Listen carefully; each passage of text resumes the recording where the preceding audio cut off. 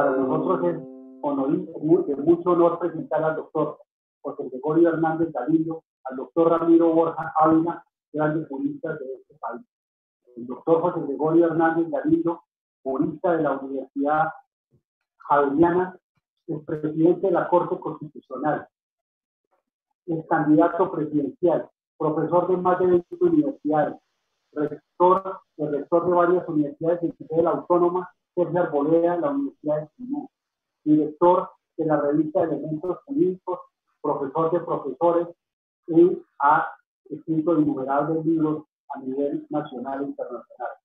El doctor Ramiro Borja Ávila, vicepresidente de la Academia Colombiana de la Abogacía, jurista de la Universidad de Medellín, el magistrado del Consejo de Estado, miembro de la Junta Directiva de la Comisión Interamericana de Árbitros, miembro de la Junta Directiva de Abogados, profesor universitario de más de 20 universidades en Colombia, España y Francia, redactor del Código Contencioso Administrativo, de estudios jurídicos del contencioso administrativo y prospectivas forenses, entre otras.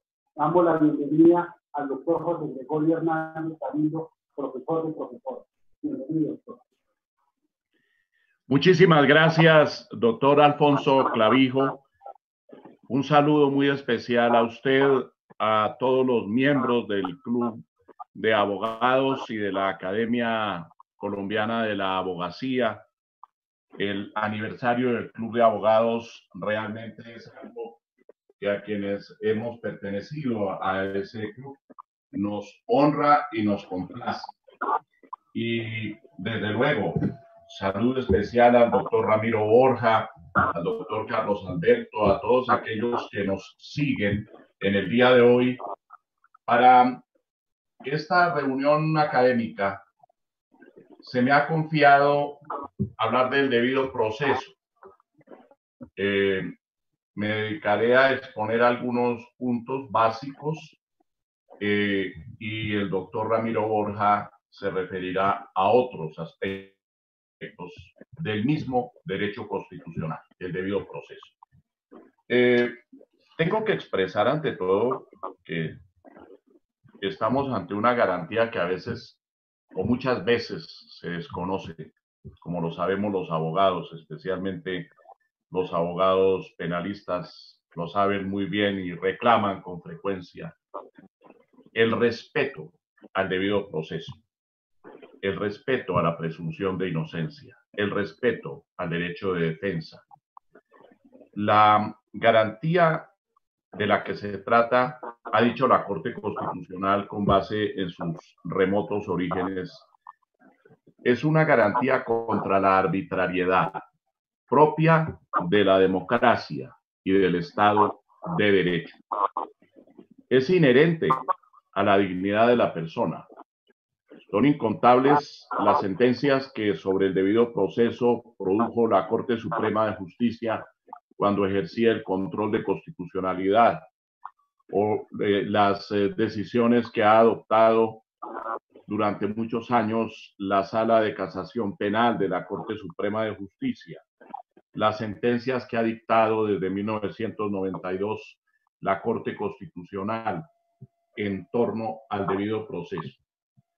Y eso que debería constituir una importante ruta para quienes administran justicia, para quienes se desempeñan en el campo de la administración pública, para los medios de comunicación, etcétera, parece a veces como que se olvida. Entonces aquí con el doctor Ramiro vamos a hacer algunas referencias que puedan parecer a nuestros abogados elementales, pero que es indispensable subrayarlas, porque a veces a uno le da la impresión de que estos postulados básicos de nuestro sistema jurídico se olvidan, como que se desconocen. No sé si será por el desarrollo de la tecnología, de las redes sociales, de los medios de comunicación,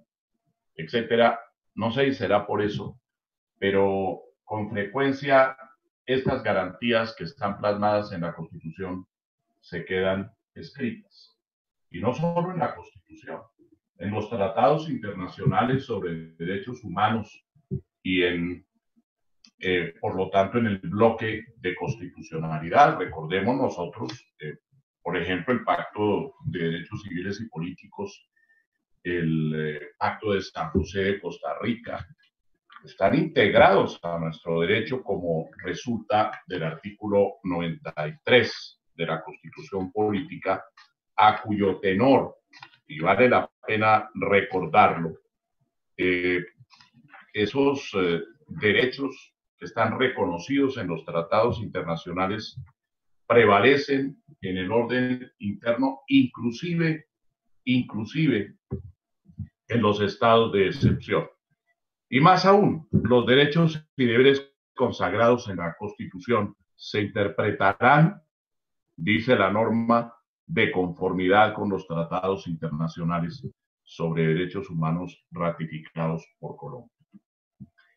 El preámbulo de la Constitución, al que la Corte Constitucional desde 1992 le reconoció un poder vinculante, porque la Corte Suprema de Justicia entendía antes en su jurisprudencia que el preámbulo era un querer ser, porque no tenía la norma o la estructura de una norma, y entonces era un deber ser la norma, pero no el preámbulo, porque el preámbulo tenía las características de una fórmula en que se deseaba algo, se buscaba, se procuraba algo, pero no se establecía como regla de conducta.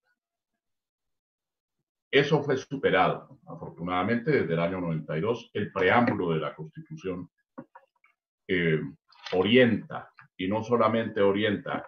Es cierto que no es una norma jurídica, pero a pesar de no ser una norma jurídica, el preámbulo de la Constitución está por encima de las normas jurídicas, las que integran la Constitución y las inferiores a la Constitución. Y la Constitución es norma de normas. Si el preámbulo sirve para interpretar la Constitución, pues con mayor razón obliga en cuanto a la interpretación de las normas legales y todas las otras disposiciones que hacen parte de nuestro sistema jurídico. Pues bien, el preámbulo de la Constitución consigna como uno de los valores a los que aspira el ordenamiento jurídico colombiano dentro de nuestra democracia, la justicia, aquella constante y perpetua voluntad de dar a cada cual lo que le corresponde según un piano. La justicia, un valor primordial, pero a la vez un principio. Dentro de un marco jurídico se busca lograr esa justicia. Un marco jurídico que garantice un orden justo. ¿Y cómo se puede lograr un orden justo si elementos como los que señala el artículo 29 de la Constitución no se tienen en cuenta? Ese principio del debido proceso, entonces, como garantía contra la arbitrariedad y como inherente a la dignidad de la persona humana, es lo que nos ocupa en el día de hoy.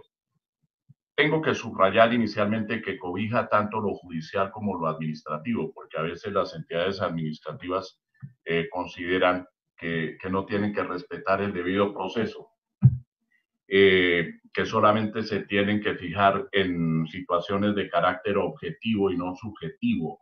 No se consideran muchas veces las situaciones en que se encuentran las personas. En ocasiones se inician procesos sin siquiera asegurarse el ente respectivo de que hubo una debida comunicación. Y entonces lo que corresponde al ejercicio del debido proceso queda irrealizado y la persona indefensa y no tiene la garantía. Entonces, insisto, cobija tanto lo judicial como lo administrativo y todo aquel proceso o toda aquella actuación en que pueda estar de por medio la fijación de una responsabilidad en cabeza de alguien o la imposición de algún tipo de sanción o de castigo. El debido proceso, dice el artículo 29, se aplicará a toda clase de actuaciones judiciales y administrativas. Hay unos componentes del debido proceso, a varios de ellos se referirá el doctor Ramiro Borja, pero yo quiero comenzar por el principio de presunción de inocencia. Toda persona, dice la Constitución, se presume inocente mientras no se la haya declarado judicialmente culpable. Ese principio de presunción de inocencia también es inherente a la dignidad de la persona, pero además resulta esencial como principio de convivencia, porque es imposible que una sociedad se desenvuelva normalmente si en cualquier momento alguien, de buenas a primeras, sin saber por qué, por una noticia falsa o por un rumor o por cualquier motivo, aparece ante el resto de la colectividad como alguien culpable de haber cometido delitos. Y eso afecta, por supuesto, otros derechos como el de la honra y el buen nombre. Esa presunción de inocencia tiene que ser desvirtuada. Y perdónenme los abogados que lo saben muy bien, pero repito, estamos haciendo un esfuerzo por recordar puntos elementales que pasan a veces desapercibidos. Solamente puede ser desvirtuada la presunción de inocencia mediante una decisión judicial. Y no son los llamados a resolver sobre este punto, ni los medios de comunicación que a veces se erigen en jueces supremos, sino los jueces de la República. Y el hecho de que la presunción de inocencia quede desvirtuada tiene que estar consignado en una sentencia definitiva que puede ser impugnada y hoy por hoy, de acuerdo con postulados que ha señalado la Corte Internacional de Justicia, la Corte Interamericana de Derechos Humanos, la Corte Constitucional de Colombia, toda persona tiene el derecho a la doble conformidad.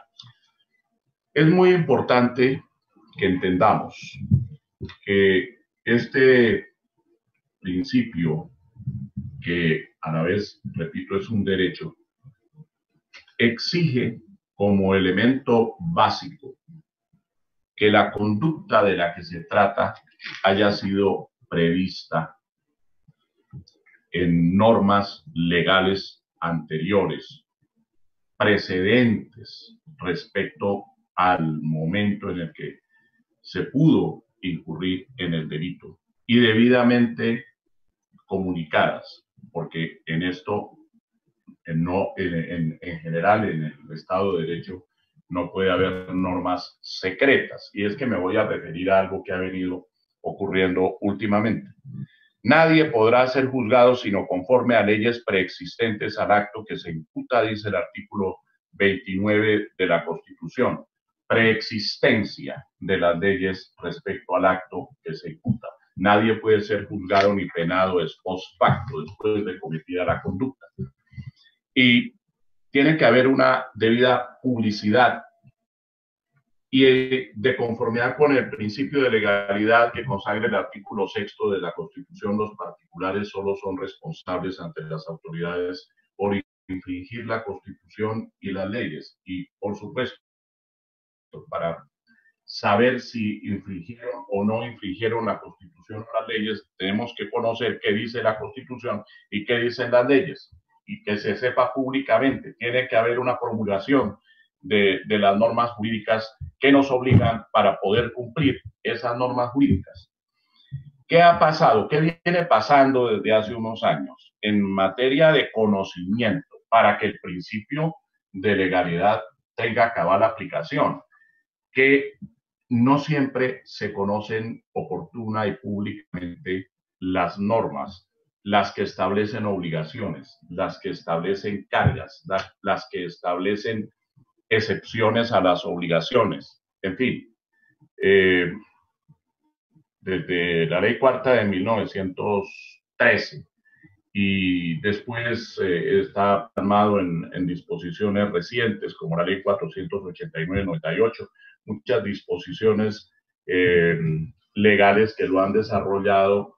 Las leyes tienen que ser promulgadas. ¿Y cómo se promulgan? Mediante su publicación en el diario oficial.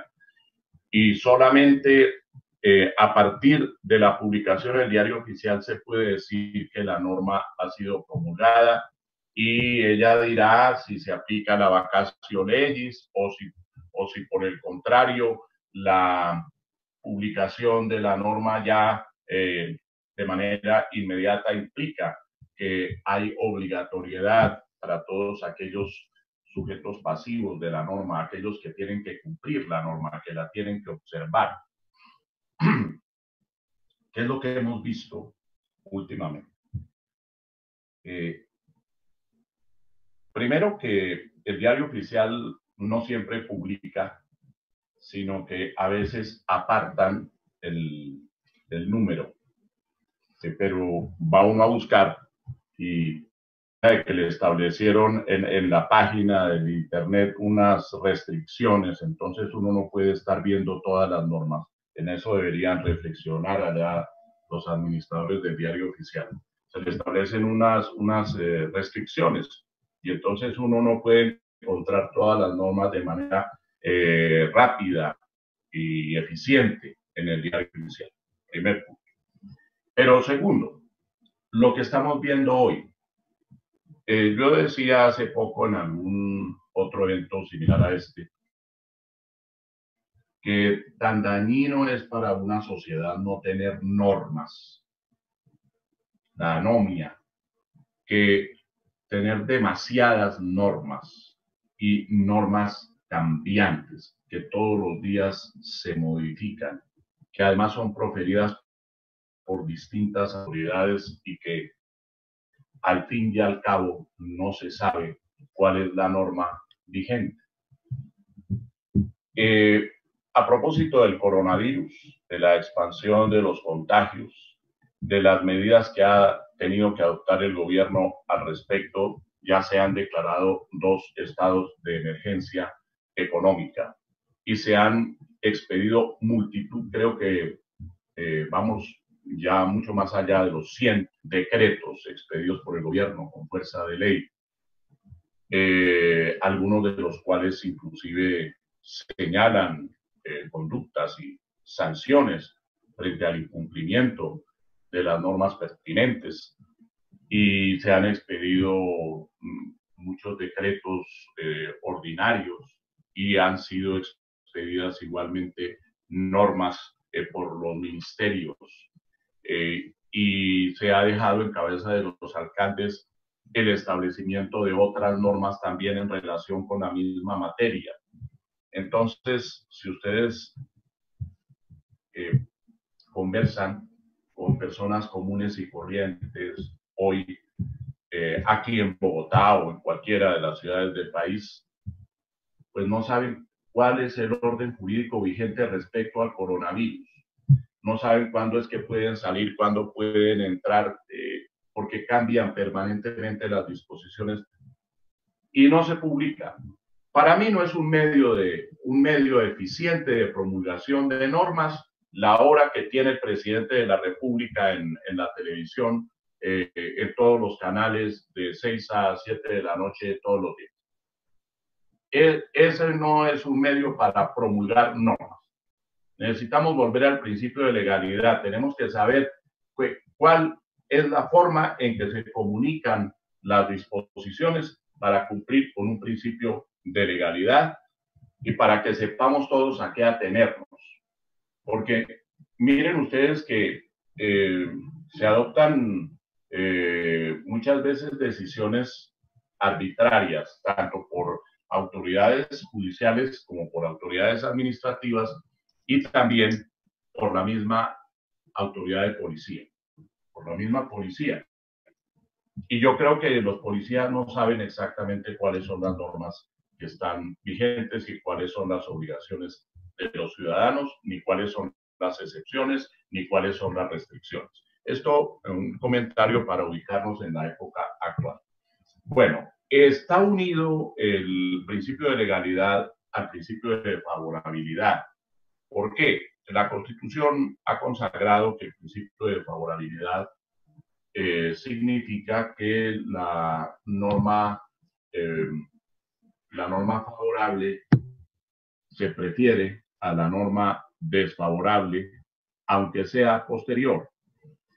Y con frecuencia pasa que en esta inestabilidad legislativa que tenemos, porque aquí no hay política, una política criminal coherente y seria, resulta que se dictan unas normas de carácter penal que modifican las disposiciones anteriores y entonces siempre se va a la norma vigente muchas veces sin pensar en cómo se debe aplicar la norma más favorable. Recientemente, a propósito de la orden de detención contra el gobernador de Antioquia, veíamos que el fiscal general de la Nación en los medios de comunicación manifestaba: estamos fundados en la ley 600 del año 2000, no en la nueva. Y es por eso que el fiscal, entonces, sin pasar por un juez, decide adoptar la medida de aseguramiento contra el gobernador y la aplica inmediatamente, con la consecuencia después de la suspensión en el ejercicio del cargo. Me ha llamado la atención el caso porque la Constitución política en relación con la libertad, con la libertad personal y con quién puede privar a alguien de su libertad, ha sido modificada. Fue modificada mediante Acto Legislativo 3 del año 2002, que comenzó su vigencia con el sistema penal acusatorio en el año 2005.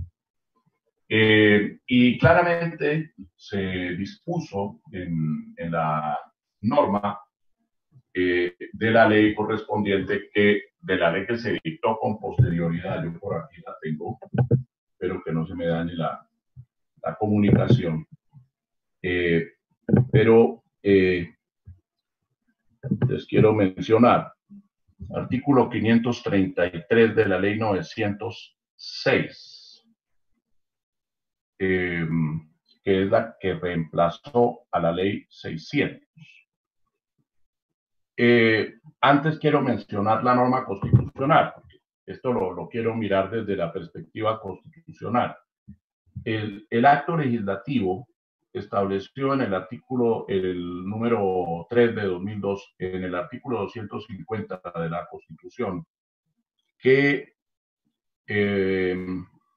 ya no es el fiscal o no es la fiscalía la que puede decidir sobre la libertad de una persona. En la versión original de la Constitución sí podía.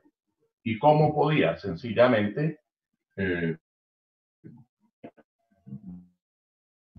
pero con la nueva norma, a la Fiscalía le corresponde solicitar al juez que ejerza las funciones de control de garantías las medidas necesarias que aseguren la comparecencia de los imputados al proceso penal, la conservación de la prueba y la protección de la comunidad, en especial de las víctimas. Esa es la norma vigente de esa disposición constitucional, y la Constitución es norma de normas. Quienes deben resolver sobre la libertad de las personas son los jueces. Es una garantía que hoy surge de la Constitución política. Pero entonces hablaba de la vigencia de la ley 600, que fue reemplazada por la ley 906. Esa ley 906 de 2004 estableció lo siguiente: el presente código, el Código Penal, regirá para los delitos cometidos con posterioridad al 1 de enero del año 2005. Yo no conozco el proceso allá relativo a la conducta del gobernador de Antioquia actual y que también lo era hace 15 años, pero según lo expresado por el fiscal, ese proceso se debe seguir de conformidad con la ley 600. Pero el momento de la comisión de los hechos parece que fue 2005. Sea 2005, y si es 2005, entonces se aplicaría la nueva norma, porque hay un artículo de la nueva ley que dice lo siguiente: el presente código, la ley 906, el presente código regirá para los delitos cometidos con posterioridad al 1 de enero de 2005. Luego, si fue el 2 de enero, el 3 de enero de 2005 o a lo largo del año 2005 que pudieron tener lugar los delitos, entonces ya la que rige es la nueva ley, no la ley anterior. Los casos de que trata el numeral tercero del artículo 235 que consagran los fueros, en esos casos prevalece la ley 600. ¿Cuál es el fuero del numeral tercero del artículo 235 de la Constitución? El fuero que se consagra ahí es única y exclusivamente el del presidente de la República, los magistrados de las altas cortes y el fiscal general de la Nación. No el de los ministros, gobernadores, etcétera, que pueden ser acusados por la fiscalía, pero están en el numeral quinto, no en el tercero del artículo 235 de la Constitución Política. Entonces, ¿cuál es la reflexión que he hecho en estos días? Tomando eso como ejemplo, pero ha ocurrido en otros casos. Tomando el caso del gobernador como un ejemplo, ha ocurrido en muchos otros casos que se invoca la ley 600 y entonces el fiscal dice: yo tengo la posibilidad de ordenar la privación de la libertad sin acudir a nadie más. Bueno, no va al juez, porque se aplica la ley 600. Yo creo que sea la ley 600 o sea la nueva ley, estas decisiones no se pueden adoptar sino con arreglo a los principios constitucionales, entre ellos el que mencionaba ahora, el principio de favorabilidad, porque indudablemente es más favorable para una persona que el fiscal solicite y el juez decida, es más favorable eso que una decisión del fiscal sin pasar por el juez. Es más favorable. Y también hay un principio pro homine que ha resaltado reiteradamente la Corte Constitucional, que es un principio en favor del derecho, en este caso el derecho a la libertad, y un principio pro libertad. Entonces, esos principios deben aplicarse y el principio de favorabilidad y tener en cuenta también cuando se puede decidir sobre la privación de la libertad de una persona. Yo pienso que, por ejemplo, en el caso del gobernador, no creo que él represente un peligro para la sociedad ni que él quisiera o pudiera fugarse. Estamos en cuarentena, se me hace bastante difícil la fuga en ese caso. Pero repito, ese es un ejemplo. Hay muchos casos en que no se tiene en cuenta el principio de favorabilidad y en que no se tienen en cuenta otras garantías dentro de nuestro sistema jurídico. La competencia del juez, por ejemplo, para resolver acerca del asunto del que se trata. Y aquí en materia de competencia tengo que decir que hay hoy por hoy confusión, que hay inseguridad jurídica y eso afecta el debido proceso. A raíz del acuerdo de paz de noviembre de 2016, se creó la Jurisdicción Especial de Paz. Muy bien, está creada la Jurisdicción Especial de Paz, una jurisdicción independiente su vigencia, acto legislativo número 1 de 2017, fue declarada por la Corte Constitucional como ajustada a la Constitución política. A ese respecto no hay problema, pero la verdad es que no se han deslindado claramente las competencias. Fíjense todo lo que ocurrió en el caso del ex combatiente Jesús Santrich. Allí se cometieron errores, es indudable. Se cometieron errores. La Jurisdicción Especial de Paz debía haber resuelto acerca de en qué momento tuvieron ocurrencia los hechos. Era para lo único a lo que iba la Jurisdicción Especial de Paz, porque había una solicitud de extradición. Bueno, pues decidió la libertad y después la Corte Suprema de Justicia decidió que tenía el fuero, a pesar de no haberse posesionado y bueno, de toda esa confusión que ustedes saben que existió. Y es muy frecuente ver que la Fiscalía reclama competencia y también reclama competencia en la jurisdicción especial, había una social de paz. Y debemos ver que se presentan muchos problemas con la justicia penal de la Corte Suprema de Justicia. ¿Quién es competente? La justicia penal militar o la jurisdicción ordinaria.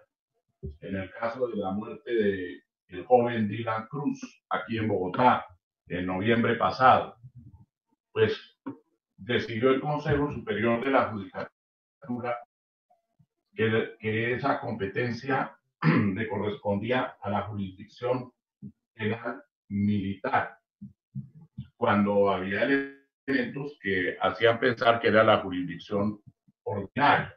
Hay frecuentes choques en materia de jurisdicciones y de competencias. También en relación con la jurisdicción penal militar, he visto a varios militares que piden ser recibidos en la Jurisdicción Especial de Paz. Entonces se pregunta uno, ¿cuál es realmente el competente? Independientemente de si la jurisdicción lo admite, la Jurisdicción Especial de Paz admite a la persona o no la admite, porque hay veces que los admite y hay veces que no los admite. Por ejemplo, militares.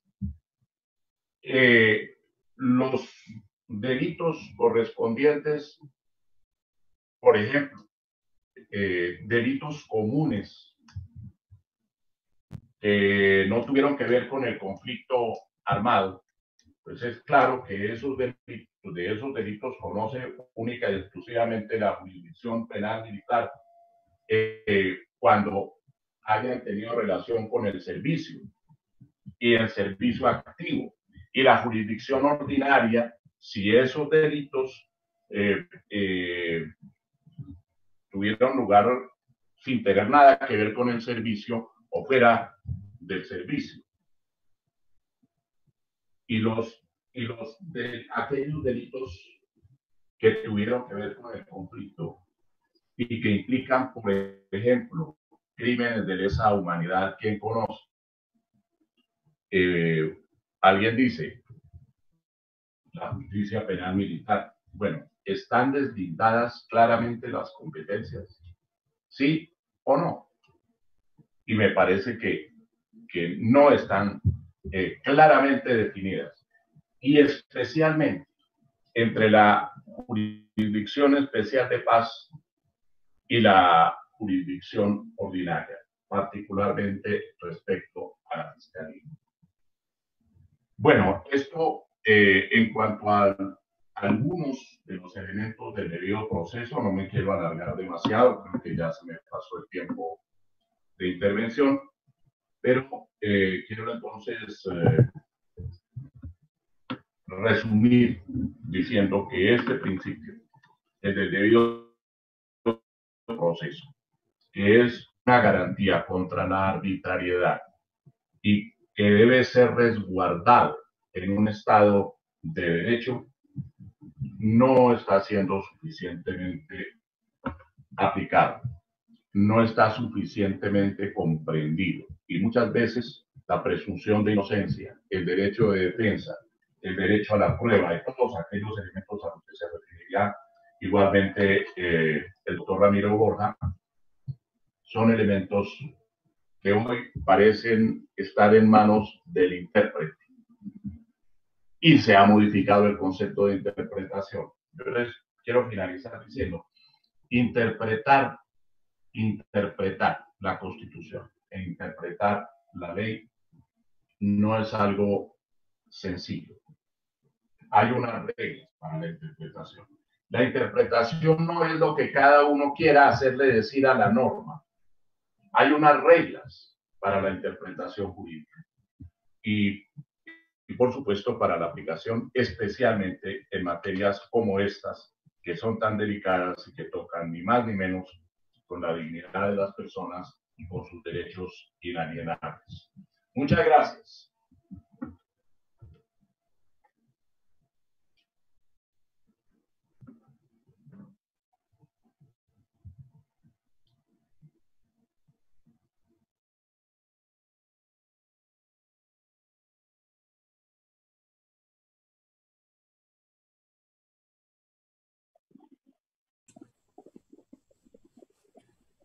Doctor José Gregorio, muchas gracias por la magistral conferencia y conocimientos que nos han impartido hoy. Acaban de confirmar de la Universidad de Buenos Aires, que por favor lo feliciten por la excelente conferencia. Tuvimos que la orden de los abogados de Brasil y la Carlos III de Madrid, nos están escuchando en este momento, y muchas gracias por esa excelente conferencia.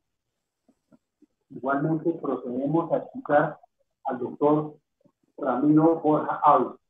Doctor Ramiro, bienvenido. Muchas gracias. En primer lugar, presento un cordial saludo a todos los que han tenido la gentileza de unirse a estos conversatorios. Quiero darle mi agradecimiento al doctor Alfonso Clavijo González por la presentación tan generosa que hizo de mi nombre. Quiero agradecerle también a los demás integrantes de la Academia Colombiana de la Abogacía, del Club de Abogados, del Colegio Colombiano de la Abogacía, quienes han sido un soporte académico fundamental para todos estos conversatorios, el doctor Carlos Alberto Ante. Y quiero felicitar de un modo muy especial al doctor José Gregorio Hernández, porque con palabras sencillas, con palabras claras, hizo una descripción muy atinada, muy inteligente, de los principales inconvenientes que se encuentran dentro de la vida práctica para que la garantía constitucional del debido proceso sea efectiva, sea real. Lo ha hecho de un modo magistral. Su experiencia como docente y como magistrado se hicieron evidentes en este conversatorio. De modo que muchas felicitaciones. De mi parte, debo decir que son tantas, pero tantísimas las circunstancias que atentan contra el debido proceso, que pese a la magnífica exposición que hizo el doctor José Gregorio Hernández hoy, y al que hizo ayer antier la consejera de Estado Sandra Lisset Ibarra Vélez, pese a eso, son muchas las cosas que quedan pendientes por decir.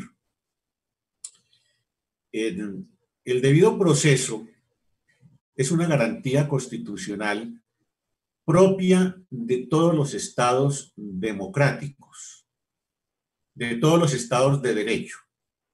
Nuestro país es un estado, por lo menos en teoría, es un estado democrático. Y tenemos, por lo tanto, una constitución que está construida sobre ese elemento conceptual, sobre ese principio teórico de la democracia. Y decimos que somos un estado social de derecho.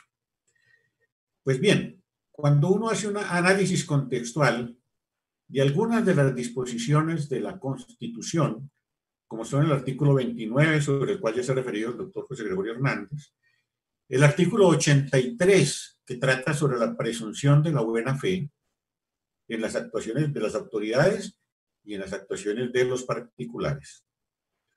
Cuando uno examina el contenido del artículo 209 de la Constitución, que habla de los principios que inspiran la actividad de las autoridades administrativas, el principio de la eficacia, el principio de la eficiencia,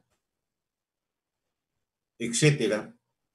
Cuando uno revisa el contenido del artículo 228 de la Constitución, en la cual se le da prevalencia al derecho sustancial, al derecho sustantivo sobre lo adjetivo, uno se forma una idea maravillosa de nuestro Estado de Derecho en teoría. Pero miremos qué ocurre en la práctica. Este tema del debido proceso, como ya lo señaló el doctor José Gregorio, es para observarlo en el ámbito público, en las autoridades públicas, tanto en lo jurisdiccional como en lo administrativo. Iré a referirme más adelante brevemente sobre algunos mecanismos que atentan contra la vigencia y contra la eficacia de ese principio constitucional del debido proceso.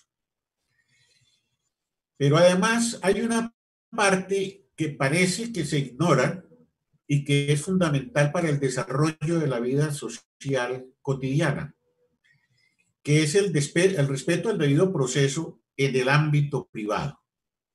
Por ejemplo, en el campo del derecho laboral, toda sociedad, su inmensa mayoría de integrantes son trabajadores. Entonces, si no se respeta el debido proceso en el ámbito del derecho privado, en el ámbito privado, quiere decir que se está afectando gravemente a una inmensa parte de la población. Allá en lo laboral suelen tomarse decisiones muchas veces sancionatorias y otras veces de determinación injusta del contrato de trabajo sin respetar el debido proceso. Y como la Constitución y como la ley prevén algunas consecuencias a la violación de ese debido proceso, en el ámbito laboral suelen ser el pagar una indemnización. Entonces es una especie de patente de corso. Yo hago como empleador lo que yo quiera, no me importa, yo giro y pago y ya, y con plata lo arreglo todo. Eso quiere decir que, por ejemplo, en el ámbito del derecho laboral, no son suficientes las sanciones económicas, porque el que es poderoso económicamente tiene una patente de corso para violar el derecho cuantas veces quiera. Eso requiere también tener unas medidas sancionatorias mucho más severas, mucho más significativas, pero con una circunstancia adicional de que no se debe sancionar solamente a la persona jurídica con esas sanciones económicas, sino también a las personas naturales que toman las decisiones a nombre de las personas jurídicas, pudiendo llegar a muy distintos tipos de sanción, inclusive hasta con el arresto, como ocurre, por ejemplo, cuando se incumple una orden impartida en un fallo de tutela. El tema de las multas, vuelvo y digo, es una especie de patente de corso. Pero si las multas se determinan siempre en unos valores fijos independientemente de la capacidad económica del sancionado, quiere decir que el que tiene poca capacidad económica real efectivamente queda sancionado por lo que tenga que pagar. Pero la persona o la empresa con una enorme capacidad económica, eso no significa sanción ninguna. No tiene ningún significado, ninguna trascendencia. Luego, eso hay que revisarlo. Las normas sancionatorias por violación al debido proceso deben ser económicas y no económicas. Y las económicas, consultar la capacidad económica del sancionado para que realmente eso sea una sanción.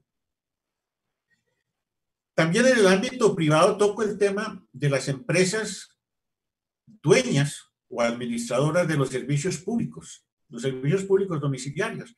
sancionan a las personas sin respetarles el debido proceso, sin respetarles el derecho de defensa. Hacen con el usuario lo que quieran y vaya el usuario a reclamar y verá que para poder reclamar hay una tal normatividad tan compleja y tantos requisitos y tantas cosas que lo primero que tiene que hacer es contratar a un experto en derecho que le vale mucho más que lo que le están cobrando abusivamente en la empresa de servicios públicos, llámese empresa de agua, de luz, telefonía, lo que sea. Pero ahí también hay necesidad de establecer unas sanciones más severas para que se respete el debido proceso contra el usuario. Pues bien, volvemos al tema del debido proceso en el campo público. Tanto en lo jurisdiccional como en lo administrativo hay una serie de prácticas que atentan contra los principios fundamentales, entre ellos el principio fundamental de la justicia, al cual también hacía énfasis el doctor José Gregorio Hernández. Es que el principio de la justicia, el valor de la justicia, está enunciado desde el mismo preámbulo de la Constitución, que desde luego no puede ser desconocido porque es la fuente que justifica, es la causa que justifica todo el ordenamiento constitucional y el ordenamiento legal. Pues bien, ese valor de la justicia resulta ser sacrificado muchas veces, infinidad de veces, en forma que hay necesidad de corregir, hay que plantearlo. Empiezo por las altas cortes, empiezo por la Corte Suprema de Justicia. La Corte Suprema de Justicia creó jurisprudencialmente una técnica demasiado sofisticada para el recurso de casación. Esta técnica no está debidamente descrita en las normas legales y si lo estuvieran, estará atentando contra la Constitución. Pero con mayor razón, cuando la Corte Suprema de Justicia ha adicionado esos textos, esa voluntad del legislador en relación con el recurso de casación y lo ha llenado con muchas complejidades. Inclusive hubo un momento en que el legislador dijo, vea, quitémosle a eso tanta dificultad para el recurso extraordinario de casación. Y dijo, vea, no se puede exigir la integración de la proposición jurídica completa. Proposición jurídica completa, para decirlo en dos palabras, es que si la sentencia de segunda instancia que era acusada en casación había violado el artículo X, había que construir técnicamente la demanda de casación, no solamente alegando la violación de ese artículo, sino de todos aquellos que estaban íntimamente relacionados con la misma disposición, y si no se hacía, así se decía, no se integró la proposición jurídica completa y fracasaba. ¿Importaba qué? El aspecto técnico de la demanda. ¿Importaba el derecho de las partes? No. El derecho sustancial no importaba. Y así sigue funcionando el recurso extraordinario de casación, pese a que lo dice claramente la Constitución en su artículo 228, prevalece lo sustantivo. Y sin embargo, en la técnica del recurso de casación prevalece lo adjetivo, la técnica del recurso. ¿Lo dijo o no lo dijo? Usted no expresó el recurrente tal cosa. Bien, pero hay algo que es mucho más grave. Con este ejemplo de la Corte Suprema de Justicia, también se afectó el Consejo de Estado en relación con los recursos extraordinarios, y desde cuando salió a raíz de la expedición del Código Contencioso Administrativo, el decreto 01 del 84, que estableció el recurso extraordinario de anulación, con la primera sentencia se fijaron una serie de requisitos que convirtieron ese recurso, que no era esencialmente formalista en la legislación, lo convirtieron en una especie de casación, y cotidianamente se decía en las universidades, no, es que esa es la casación administrativa, el recurso sobre la anulación. Repito, llevándose de bulto una cantidad de disposiciones que le daban prevalencia al derecho sustancial, porque eso no nació con la Constitución del 91. Eso venía desde atrás también, la prevalencia del derecho sustancial. Artículo 5 del Código de Procedimiento Civil, la primera declaración que hacían era eso, la prevalencia de los derechos sustantivos. Pues bien, esto que ha pasado en la Corte Suprema de Justicia, esto que ha pasado en el Consejo de Estado, también está pasando en la Corte Constitucional, lamentablemente. Entonces, allá se ha creado una jurisprudencia de técnica para las acciones de inexequibilidad. Entonces, esa acción, que es una acción popular, que desde que nació la idea de persona pudiera de cualquier ley, pues eso ya no lo puede hacer cualquier persona, eso no lo puede hacer sino un abogado experto en la técnica de las demandas de inexequibilidad, porque también llenaron allá de requisitos técnicos esas demandas de inexequibilidad. La Constitución dice que la Corte Constitucional tiene como una de sus funciones primordiales la guarda de la integridad de la Constitución. Bueno, pues ese mandato no interesa hacerlo efectivo cuando el señor, que no es versado en la técnica jurídica de las demandas de inexequibilidad, entonces se acerca a pedir que declaren la inexequibilidad de una norma y no se la declara porque no lo hizo con la técnica que dije. Pero claro, seguimos caminando sobre ese tema de la técnica, sacrificando lo sustancial. Eso está pasando también con las acciones de tutela. Ahí, el artículo 86 de la Constitución dice que cualquier persona puede ir ante el juez a pedir la protección de sus derechos constitucionales fundamentales. Pero ya le dijo la Corte Constitucional, con el amparo intelectual, académico de las otras altas cortes. Y entonces hoy día, si hay un fallo que viola ostensiblemente el debido proceso, para que la persona afectada con esa sentencia que le violó el debido proceso y le violó sus derechos fundamentales, para que pueda tener prosperidad su demanda de tutela, tiene que reunir también una cantidad de requisitos técnicos que no están al alcance sino de las personas que estén formadas en derecho y en ese campo del derecho. Mire cómo desde las altas cortes se está sacrificando lo sustantivo pese al mandato constitucional de que prevalece lo sustantivo sobre lo adjetivo. Y esto viene de vieja data y no parece tener una solución muy inmediata porque, repito, es una enfermedad que ha contagiado a las altas cortes. Es una especie de corona, no sé qué, en todas las altas cortes. Bien, pero es que el debido proceso, ¿qué es?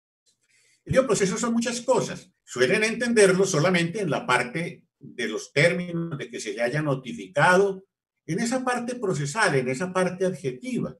Claro que eso es importante. A la persona hay que notificarle en debida forma, hay que darle tiempo para que replique la demanda que formularon en su contra, para que pidan pruebas las dos partes, la prueba, la contraprueba, los alegatos, bueno, todos esos procedimientos están muy bien, hacen parte del debido proceso, eso hay que acatarlo, eso hay que respetarlo. Pero la finalidad del debido proceso no es exclusivamente defender los trámites, no es amparar esos trámites. La finalidad del debido proceso es que, dándole la oportunidad a la gente para que se defienda, pueda hacer efectivos sus derechos sustanciales, lo sustantivo. Entonces, el debido proceso también tiene que ver con el fondo del conflicto, con el fondo de la decisión. Nada gana una persona con que le den la oportunidad de demandar, de pedir pruebas, de alegar, de todo eso, si al momento de decidir le desconocen flagrantemente sus derechos constitucionales o sus derechos legales. Luego, el debido proceso está en la parte procesal y en la parte sustancial. Y en la parte sustancial hay que tener en cuenta otro aspecto muy importante.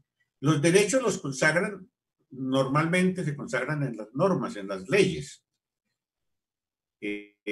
como desarrollo de los mandatos constitucionales.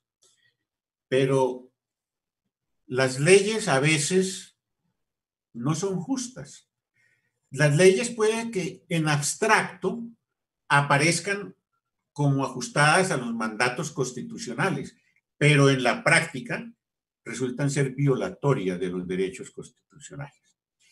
Entonces hay una apariencia de legalidad que si se acata esa decisión de apariencia de legalidad, se está sacrificando lo esencial de los derechos fundamentales. Recuerdo, por ejemplo, en este momento, el caso del patrullero de la policía en Cali, que se negó a ejecutar una orden formalmente legal, pero que él, sin ser jurista, ni mucho menos, sin haber profundizado en los estudios del derecho, comprendió que eso estaba violando derechos fundamentales de las personas a quienes iban a desalojar en ese momento.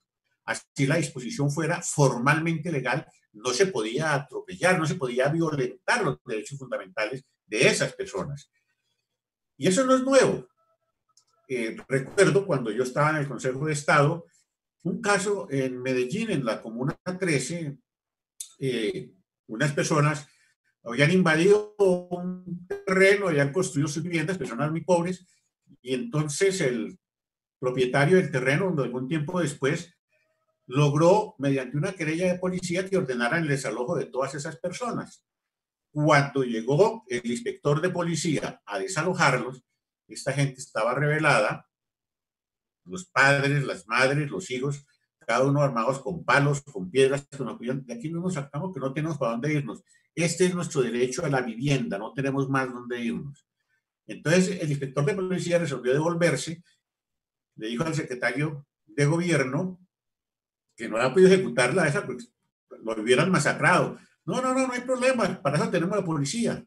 Entonces se fijó en una fecha, volvieron a la diligencia con un piquete de policía bastante poderoso, bastante fuerte, y otra vez los pobres que iban a ser desalojados de esos tugurios estaban armados, otra vez con piedras, palos, con todo lo que pudieron, y el inspector de policía reflexionó y dijo, si doy la orden de desalojo, aquí esto va a ser una masacre, ahora están muertos pues porque ellos estaban ya armados y entonces hay que doblegarlos por la fuerza.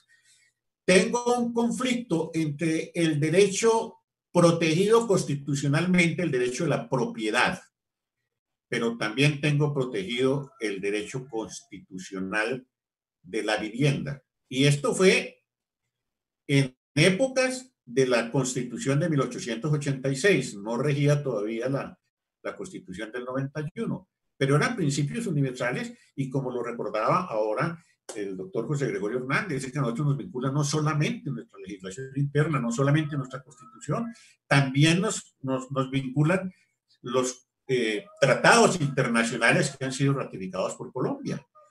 De modo que el inspector de policía decidió no ejecutar la orden de desalojo.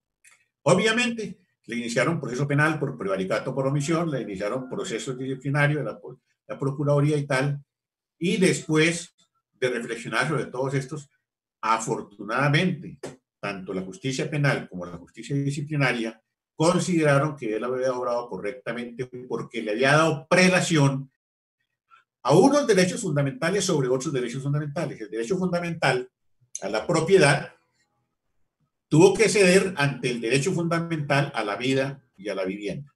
Pues vea, es que esto lo estoy mencionando ahora porque estos antecedentes de la justicia penal y la justicia disciplinaria son aplicables al caso del patrullero de la policía de Cali, que sin tener gran formación jurídica ni nada, tenía en su conciencia que había una prevalencia de derechos y así la orden fuera legal y él lo dijo, así me echen, así me pase lo que me pase, no voy a hacer esos desalojos, etc.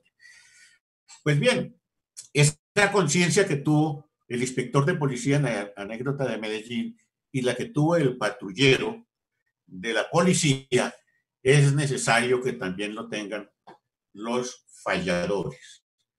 Y cuando me refiero a los falladores, cuando me estoy refiriendo a los jueces, me estoy refiriendo no solamente a quienes integran la rama judicial, sino que me estoy refiriendo también a la rama administrativa, al gobierno, al poder ejecutivo. ¿Por qué? Porque el debido proceso también está establecido para respetarlo en el ámbito administrativo. Y además, porque cada día son más las transferencias de la función jurisdiccional del Estado, cada vez más se le pagan esas funciones jurisdiccionales, se le están pasando al gobierno.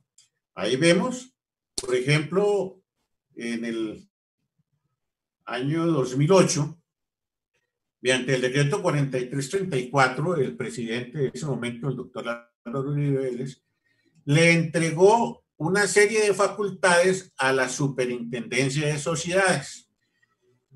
Y esas facultades que se las dio a la Superintendencia de Sociedades, lo hizo con unas circunstancias que atentan ostensiblemente contra el debido proceso.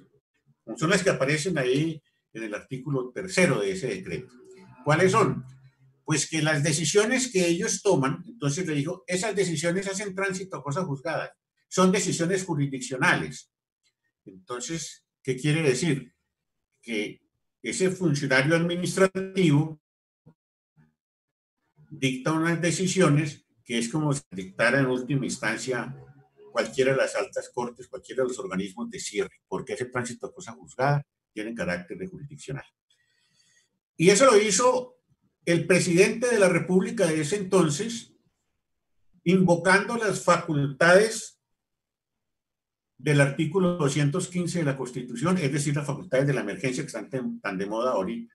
El doctor José Gregorio Hernández estaba diciendo, estamos abrumados con la cantidad de decretos que está dictando con base en estos desarrollos de la emergencia, estamos abrumados. El presidente de la República ha dictado 110, o había dictado hasta antier 110 decretos de carácter legislativo que requieren control inmediato de la Corte Constitucional. Esa cifra nos la recordaba la doctora Sandra Liced Ibarra en la conferencia de antier.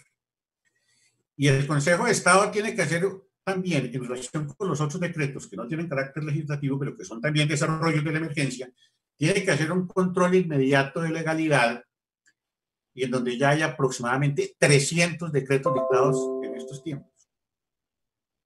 Entonces, con esa abundante legislación, hacen y deshacen, y es que no hay tiempo ni siquiera de poder percibir, de poder captar lo que está sucediendo.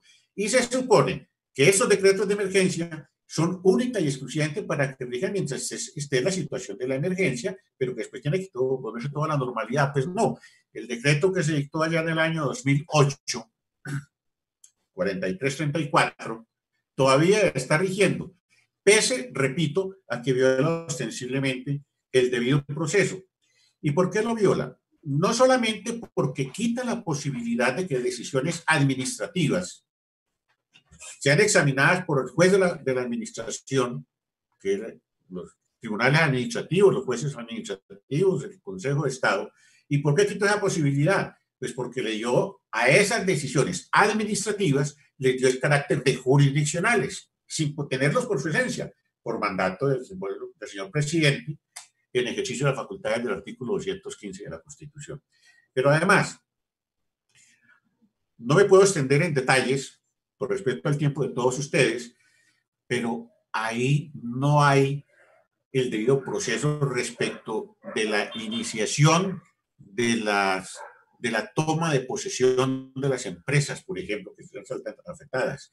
No hay notificaciones ni hay plazos razonables para recurrir, para aportar las pruebas. Se inventó la superintendencia una teoría muy simpática.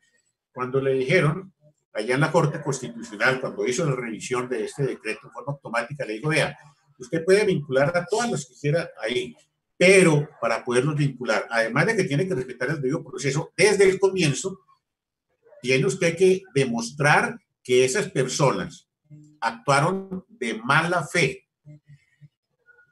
Y entonces, a pesar de que se dio el fallo de la Corte y a pesar de que el artículo 83 de la Constitución dice que se presume la buena fe, se inventó las superintendencias de sociedades, un argumento muy simpático.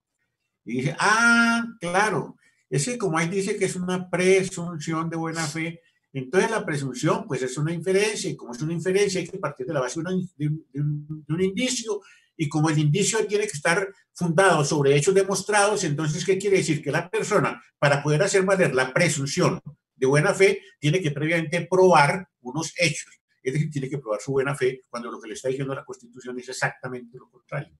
Que es una presunción contra la cual se puede probar, contra ella se puede probar, pero no es la persona la que tiene que probar su buena fe, a ella le tienen que contraprobar y demostrar que actuó de mala fe. Bueno, hay muchas más cosas de este decreto que está rigiendo desde hace mucho tiempo, repito, en respeto al tiempo de todos ustedes, no puedo tocar ese tema con más despacio, pero toco otro más. Ustedes miran ahí el Código General del Proceso, el artículo 320, cuando habla de la apelación. Se dicta una providencia, la parte inconforme apela, y entonces el fallador de segunda instancia, el adcuen, como solemos decir ahí coloquialmente, utilizando latinajos, el superior jerárquico no tiene la libertad de administrar justicia revisando el caso, solamente puede mirar los puntos de inconformidad que expresamente le haya mencionado el apelante, lo cual quiere decir otra formalidad. O sea, que la decisión es injusta, pero si el apelante fue torpe o se le olvidó o cualquier cosa, no importa, para usted no hay justicia porque usted se le olvidó tal cosa, como usted ignoró tal cosa, entonces para usted no hay justicia, simplemente eso no se lo voy a examinar, solamente examino lo que usted me haya alegado y en la medida en que lo que usted me dijo me convenza, y si no tampoco. Conclusión, el fallador de segunda instancia no está administrando justicia.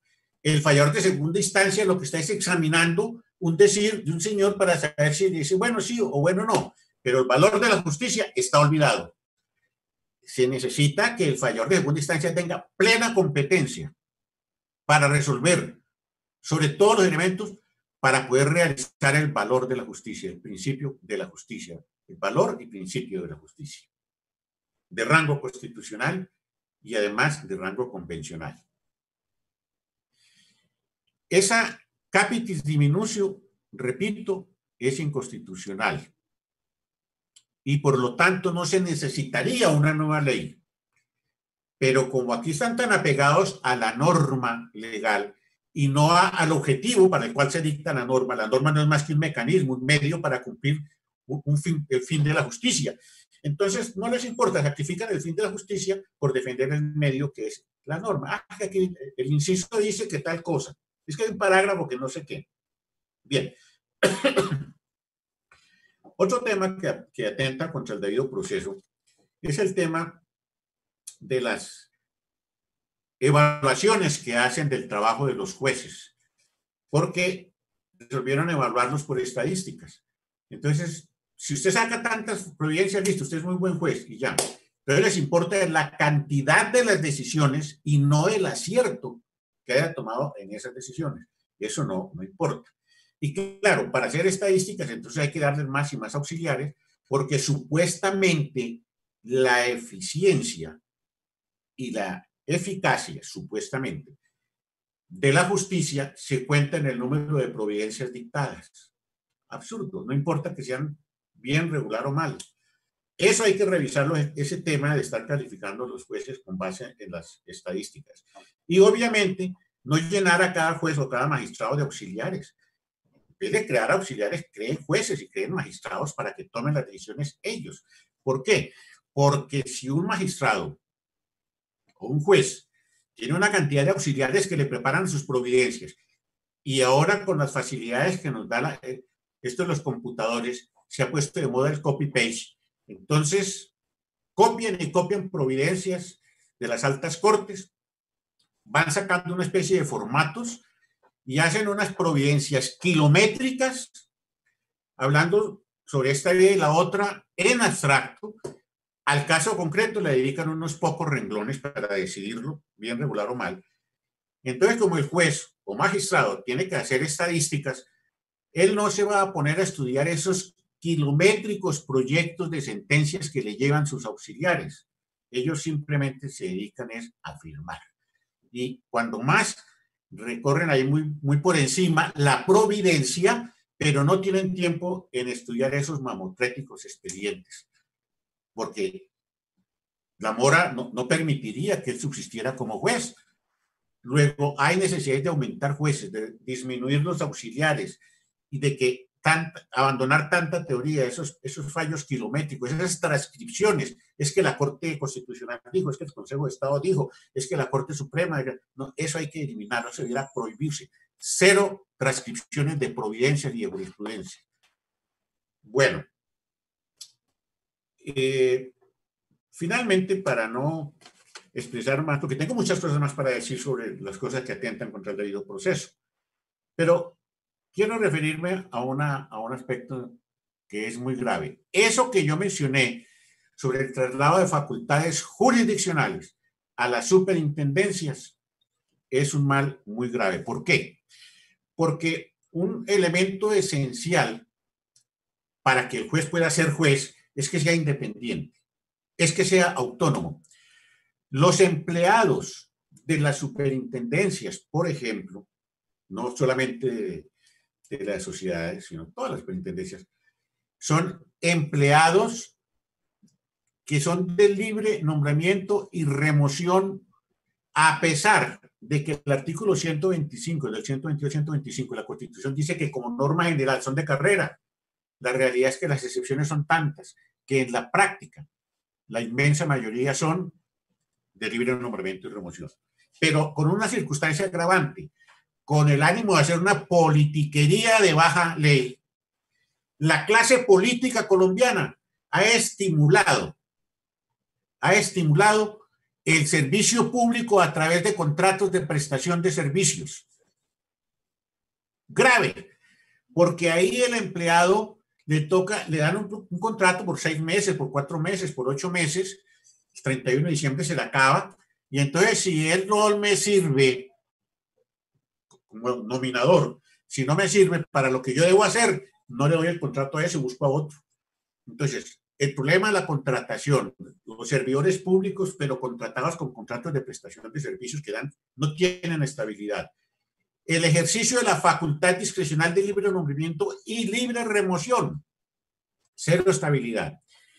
Esos señores dependen, los registradores, perdón, los superintendentes, los ministros, bueno, todos ellos dependen de unas políticas del gobierno y todo su equipo humano tiene que estar orientado obligatoriamente a ejecutar esas políticas.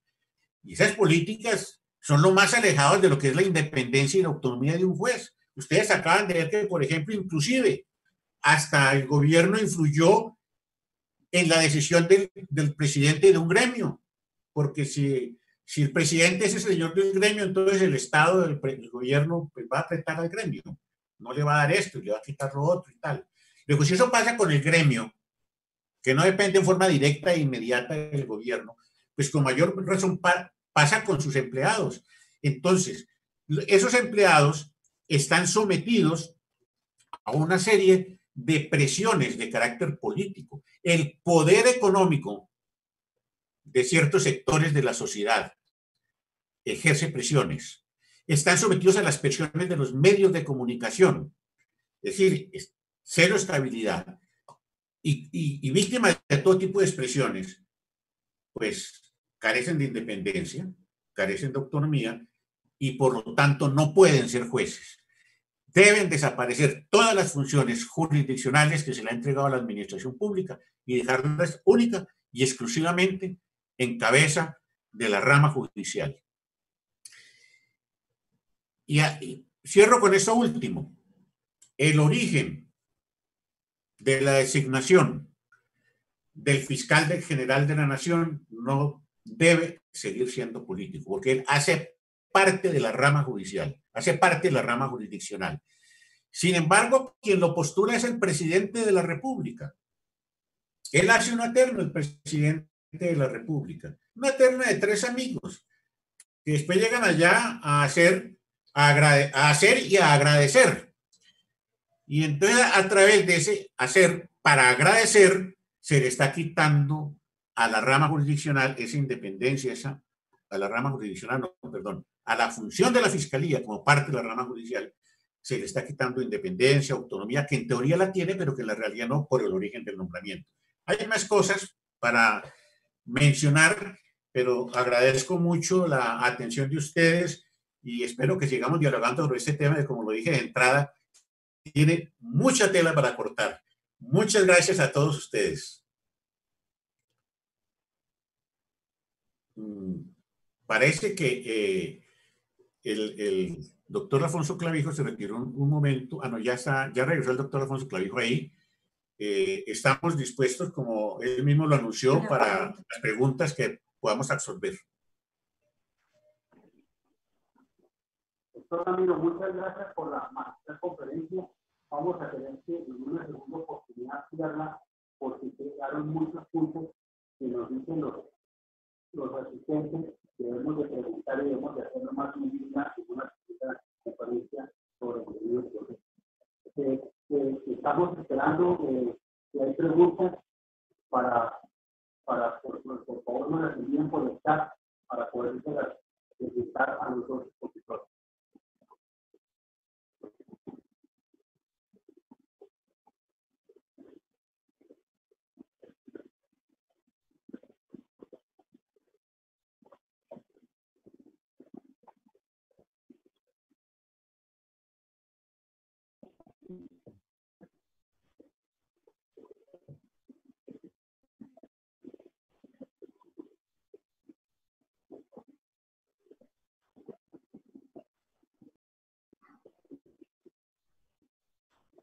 No se oye nada.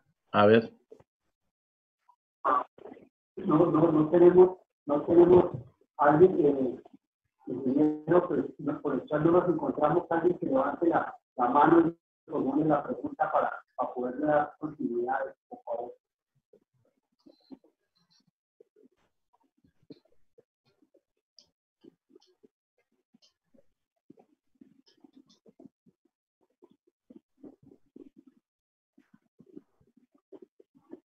Doctor Jaime Gregorio, por favor.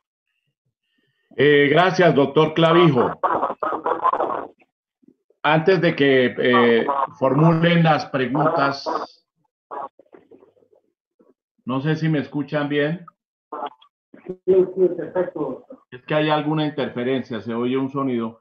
Pero antes de la formulación de las preguntas, yo quiero, primero que todo, felicitar al doctor Ramiro. Su exposición toca con la realidad del derecho, con el derecho sustancial, como muy bien él lo dijo, y a ese respecto, a mí se me pasó, por razones del tiempo, a hacer referencia al debido proceso y a la presunción de inocencia en relación con las famosas fotocámaras. Se dictó un fallo reciente por parte de la Corte Constitucional, mediante el cual se declaró, con toda razón a mi juicio por parte de la Corte, que no puede ser sindicado el dueño del vehículo, el propietario del vehículo, quien figura en la tarjeta del vehículo como propietario, no puede ser que a él se le imponga la multa como si hubiera sido el infractor, solamente porque la cámara tomó la placa. Y entonces, claro, el dueño del vehículo queda sancionado. Eso viola absolutamente todas las normas, no solo de la Constitución, sino de los tratados internacionales y de nuestras leyes. Es absurdo que alguien, por ser el propietario, responda por todas las infracciones que se cometieron. Pero la administración distrital después, ante el fallo de la Corte Constitucional, que afortunadamente la Corte ya ha sido sumamente clara en la última exposición, ante el fallo de la Corte, la administración distrital dijo, bueno, está bien, entonces vamos a poner a funcionar las cámaras otra vez. Pero como ya no vamos a poder sancionar al propietario, entonces lo vamos a citar al propietario. Lo vamos a citar. Y el propietario nos tiene que decir quién violó la ¿Quién violó las normas de tránsito? ¿Cuál fue el infractor? ¿Quién fue? Lo tiene que delatar, así sea su hermano, su esposa, su hijo. Tiene que delatarlo. Y si no lo delata, si no nos dice quién fue, entonces vienen multas hasta de 80 salarios mínimos legales vigentes. Eso lo anunció la administración distrital. Yo que no sé manejar, pues obviamente puedo hablar aquí de una manera muy tranquila sobre el tema. ¿Cómo es posible que a ese señor, por ser el propietario, le impongan la sanción por no delatar? Yo me acuerdo de, y en esto sí que tiene importancia, hablando del debido proceso, del sistema que se utilizaba en la época de la Inquisición, el Santo Oficio, cuando la persona era torturada para que dijera la verdad. ¿Y cuál era la verdad que tenía que decir? Inculparse, porque si no se inculpaba estaba condenada. O los juicios de Dios, en donde la persona era lanzada al agua sin ninguna clase de defensa, amarrada, impotente para defenderse de alguna manera, lanzada al agua, encadenada, y la persona tenía en esos juicios de Dios que esperar a que Dios dijera. Entonces, sencillamente, si se ahogaba, era culpable, si se salvaba, era inocente. Pues es lo mismo. Entonces, ahora, de acuerdo con este criterio de la administración distrital en Bogotá, con la fotocámara, me condenan a mí como propietario. Y si yo no voy a acusar, a delatar, que nadie puede ser obligado, eso hace parte del debido proceso, nadie puede ser obligado a declarar contra sí mismo, ni contra sus parientes de grado más próximo, ni contra su compañera permanente, ni contra su esposa. Entonces, ¿cómo les parece a ustedes ese caso de las fotocámaras frente al debido proceso? Y también ha hecho referencia el doctor Borja a la acción de inconstitucionalidad. Hay una violación flagrante del debido proceso por parte de la Corte Constitucional, de los ponentes, porque los magistrados de la Corte Constitucional se han inventado últimamente, porque eso no existía. Durante los primeros años de vigencia de la Corte nunca ocurrió eso, pero hoy por hoy le inadmiten la demanda a la persona si no cumple con unos requisitos, la demanda de inconstitucionalidad, que es un derecho que tiene todo ciudadano, es un derecho político que le corresponde al ciudadano, al ama de casa, al mecánico, al abogado no constitucionalista o al constitucionalista que no se graduó en Harvard, o bueno, a todo ciudadano le corresponde ese derecho. Se inventaron unos requisitos que no están ni en la Constitución, ni en la ley, ni en el decreto 2067 de 1991, que la demanda de inconstitucionalidad tiene que ser por su misma característica muy sencilla, muy informal. Entonces, ¿qué es lo que han hecho? Pues ahora tiene que ser una demanda clara, pero clara según quién, según el funcionario de tercero o cuarto nivel que le prepara la ponencia, la decisión al magistrado. Clara, persistente, subsistente, suficiente, pertinente. Bueno, se inventaron una cantidad de exigencias que no están en ninguna parte. Eso viola el principio de legalidad, pero además vulnera claramente el derecho político. Yo creo que esa jurisprudencia de la Corte Constitucional es inconstitucional. Era todo lo que quería decir por ahora mientras vienen las preguntas. Con permiso y aprovechando que tengo aquí una discreción de manejar el micrófono, para los juristas, nuestro respeto, nuestra admiración, nuestra gratitud por esas excelentes exposiciones del día de hoy para el doctor Clavijo, igualmente en su condición de presidente del club y del colegio. Quería plantear lo siguiente. en estos momentos hay una gran concentración en un solo poder, en el poder ejecutivo, por virtud de la situación de emergencia. Están coincidiendo las tres ramas del poder público en una sola. El poder legislativo y el poder judicial también, por excepción, están metidos en una sola cabeza. Eso me parece que es absolutamente, pues, riesgoso, y creo que tiene bastantes comentarios y que va, pues, por supuesto, en contra del debido proceso. Pero veo una pregunta aquí, y aprovechando la exposición del doctor Borja, que quisiera presentar de viva voz. Dice así: en la pasada emergencia se creó el proceso de intervención y se quedó en el tiempo, pese a haberse superado las razones que la originaron. Es un proceso, perdón que se me fue,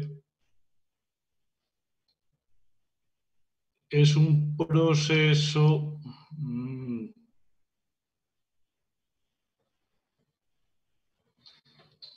es un proceso sancionatorio prácticamente sin garantías, sin notificaciones, sin recursos, sin defensa técnica, con pruebas ocultas, sin práctica ni mediación, con un funcionario administrativo como juez, sin independencia ni imparcialidad, sin contraparte. Resalta: de única instancia, erga omnes y cosa juzgada. ¿Es este un debido proceso? Su examen de constitucionalidad condicionada es inmutable pese al cambio de la circunstancia. Pregunta para los juristas.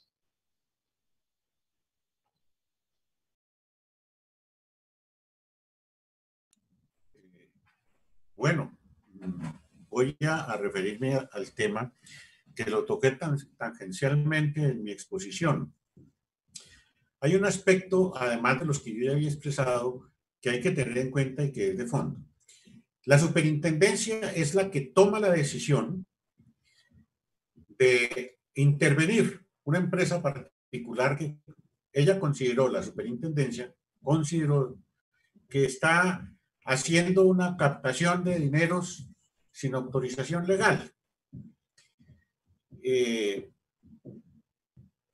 Ocurre que contra esa decisión no hay posibilidad de que sea demandada, sea cuestionada ante ningún otro ente. Al único que se le puede hablar es a la misma superintendencia. Es decir, la superintendencia en ese caso actúa como juez y como parte, porque va a juzgar sus propios actos. Y como va a juzgar sus propios actos, obviamente que es un juez parcializado. Si a esto le agregamos que el procedimiento establecido no da las oportunidades de los recursos, de la defensa técnica, de la inmediación en la práctica de la prueba. Mire, uno de los elementos fundamentales del artículo 29 de la Constitución dice que es nula de pleno derecho toda prueba que se haya practicado violando el debido proceso. Pues bien, todas las pruebas que hace que practica, que recoge la superintendencia, todas son violando el debido proceso, porque para ninguna de ellas ha convocado a las personas intervenidas. A esas personas intervenidas no les ha dado la oportunidad de asesorarse para la defensa técnica, no les ha dado los plazos correspondientes para estudiar la situación y poder preparar su defensa, etcétera. Es definitivamente un completo atropello al debido proceso, en lo formal y en lo sustancial. ¿Por qué? Porque en lo sustancial también. Por ejemplo, el objeto de la intervención, dice la ley, es con el fin de que se le devuelva, que se le reintegre a los que le entregaron dineros a la empresa, atraídos por algunos rendimientos económicos muy llamativos, etcétera. Pero entonces el objeto de la intervención esencial es que se les devuelva a ellos eso. Y la ley ha dicho que esa es una limitación para la intervención, pero eso es una letra muerta, porque en la práctica la superintendencia interviene absolutamente todos los negocios de la empresa intervenida sin limitación ninguna respecto de su cuantía. Y ahí se demora en trámites y cosas y dilata y todo eso, Y mientras tanto se va pagando un liquidador, un interventor, que es además juez también en la situación. Y la experiencia ha demostrado cómo la casi totalidad de las empresas intervenidas terminan siendo muertas y enterradas sin cristiana sepultura por parte de las superintendencias de sociedades. Eso es sumamente claro, sumamente diciente, atenta contra la propiedad privada, atenta contra el derecho de defensa, atenta contra la economía nacional, atenta contra el principio de la confianza legítima en las autoridades. Eso necesariamente hay que solucionarlo. Inclusive, reitero, la Superintendencia de Sociedades actúa aún en contra de lo que le ha dicho la misma Corte Constitucional en el fallo de inexequibilidad que dictó en relación con el decreto 4334 del 2008, que es el fallo el 145 del 2009. Pues ahí le dijeron, ya toqué el tema de la buena fe, que pese a que le dijeron, ellos son de buena fe y los que son de buena fe no los pueden intervenir, allá los intervienen. Y queda la persona con la carga de demostrar su buena fe cuando la Constitución y la ley se la presumen. Límite en esa paralización de sus bienes, ¿no? No respetan límites, le embargan absolutamente todo, le inmovilizan absolutamente todo. Bueno, ¿para qué me sigo alargando? Es decir, ese es un ejemplo de lo que no debe ocurrir en un Estado de Derecho. Ese es un ejemplo de lo que no debe ocurrir frente al principio de la prevalencia del derecho sustancial sobre el objetivo. Ese es un ejemplo de cómo los procedimientos no garantizan la debida defensa de ninguno de los afectados por la intervención. Es mi palabra. Doctor José Gregorio, hay una pregunta bien interesante. ¿Por qué límite hay que colocarle a la legislación o existe que en las actas de la Constituyente en ningún momento aparece que la legislación sea permanente y el gobierno quiere que todos estos decretos sean permanentes? ¿Qué legislación o qué doctrina hay de que no pueden ser permanentes? Máximo que en las actas de la Constituyente nunca se estableció que eran únicamente para la emergencia y no posterior a la emergencia.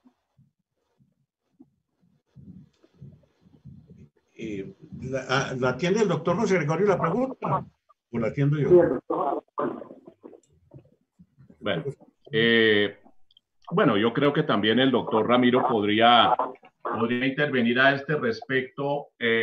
Yo simplemente digo lo siguiente, porque además soy responsable de numerosas sentencias de la Corte Constitucional, las primeras que se dictaron sobre los estados de excepción.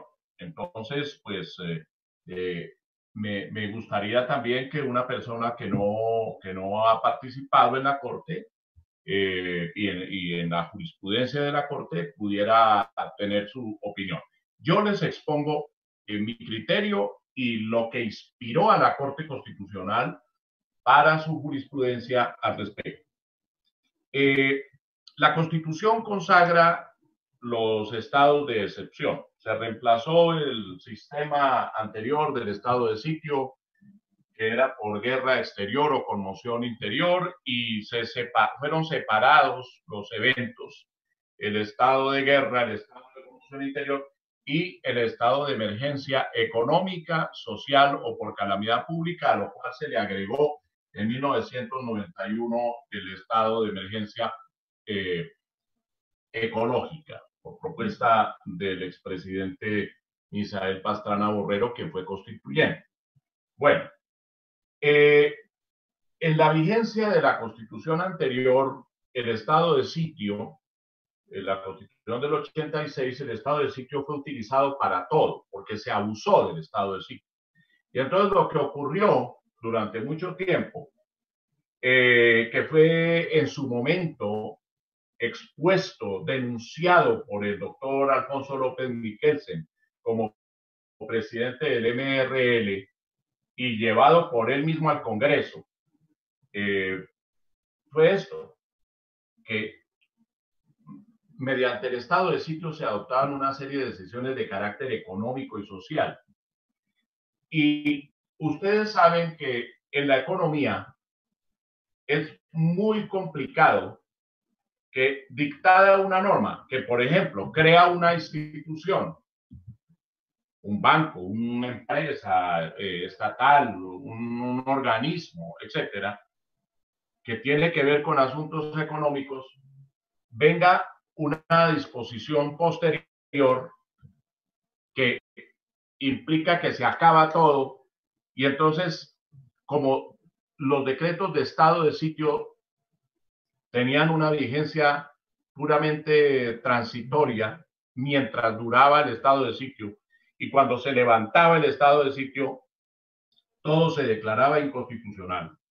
Es decir, todo quedaba, no era que se declarara, todo quedaba sin vigencia. Las normas dictadas, los decretos dictados por el gobierno quedaban sin vigencia.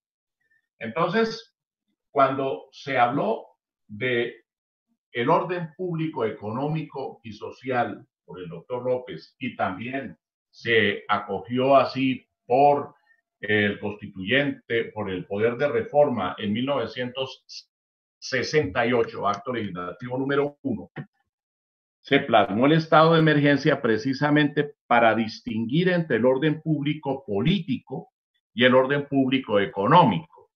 Y se dijo entonces que el orden público político pues implicaba necesariamente que una vez levantado el estado de sitio, toda la normatividad desaparecía, porque eso había llevado a que el Congreso tenía que adoptar como permanentes los decretos del estado de sitio para que no fuera peor el remedio que la enfermedad. Porque entonces, cuando levantaban los decretos, si eso afectaba algo de la economía, por ejemplo, entonces ocurría que se presentaba una emergencia peor que la que se había tenido antes.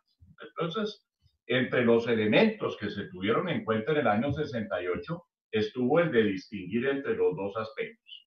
La Corte Suprema de Justicia lo reconoció cuando falló sobre los primeros decretos legislativos de estado de emergencia adoptados precisamente por el doctor López, ya siendo presidente de la República en el año 1974. Cuando se expidió la Constitución del 91, se distinguió, como digo, entre los tres estados de emergencia, en los tres estados excepcionales, el estado de guerra, el estado de conmoción interior y el estado de emergencia.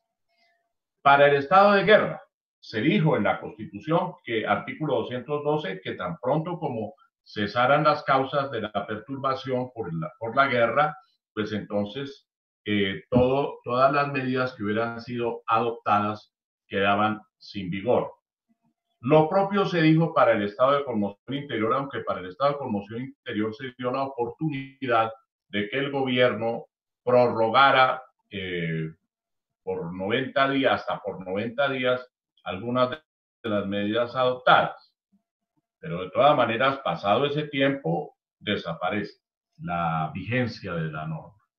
Y en cuanto al artículo 215, si ustedes se dan cuenta, el texto del artículo 215 no dice que no dice expresamente esto tiene una vigencia de carácter permanente, pero por su misma naturaleza, y así lo consideró la Corte Suprema de Justicia antes y lo consideró después la Corte Constitucional, se necesita que normas del estado de emergencia permanezcan vigentes porque afectan aspectos vigentes. Por ejemplo, eso de la captación de recursos por particulares que no tienen una autorización, etcétera.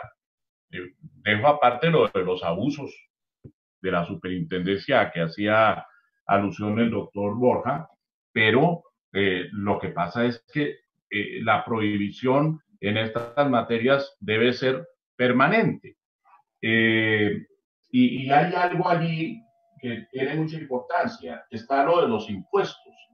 Miren que el artículo 215 señala que los decretos legislativos que deberán referirse a materias que tengan relación directa y específica con el estado de emergencia podrán en forma transitoria establecer nuevos tributos o modificar existentes. En estos últimos casos, las medidas dejarán de regir al término de la siguiente vigencia fiscal, salvo que el Congreso durante el año siguiente les otorgue carácter permanente en cuanto a los impuestos.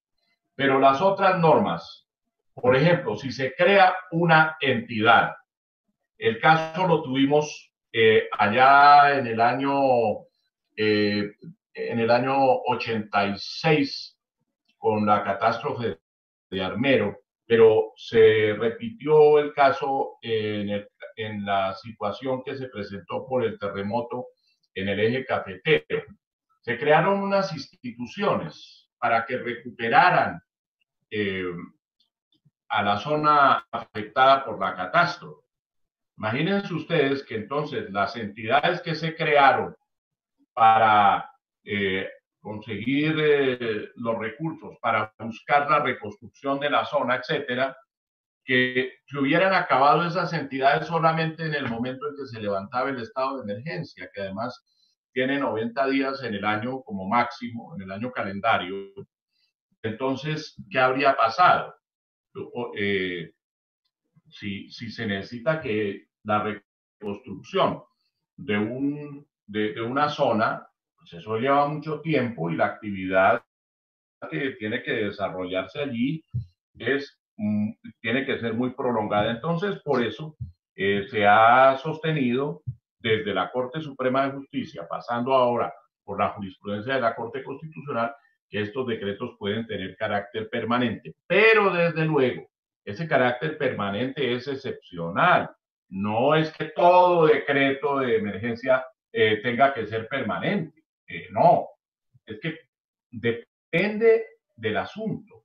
Y eso hay que considerarlo claramente en el mismo decreto.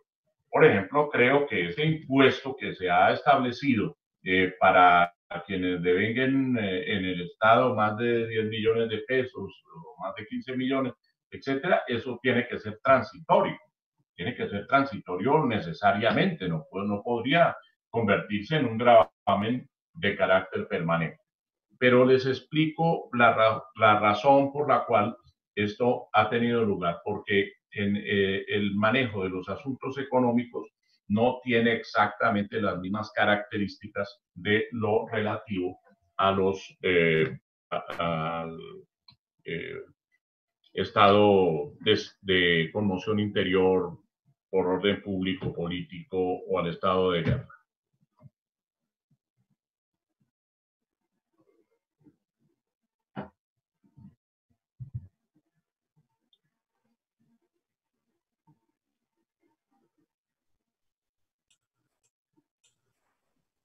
Yo no sé qué piensa el doctor Ramiro.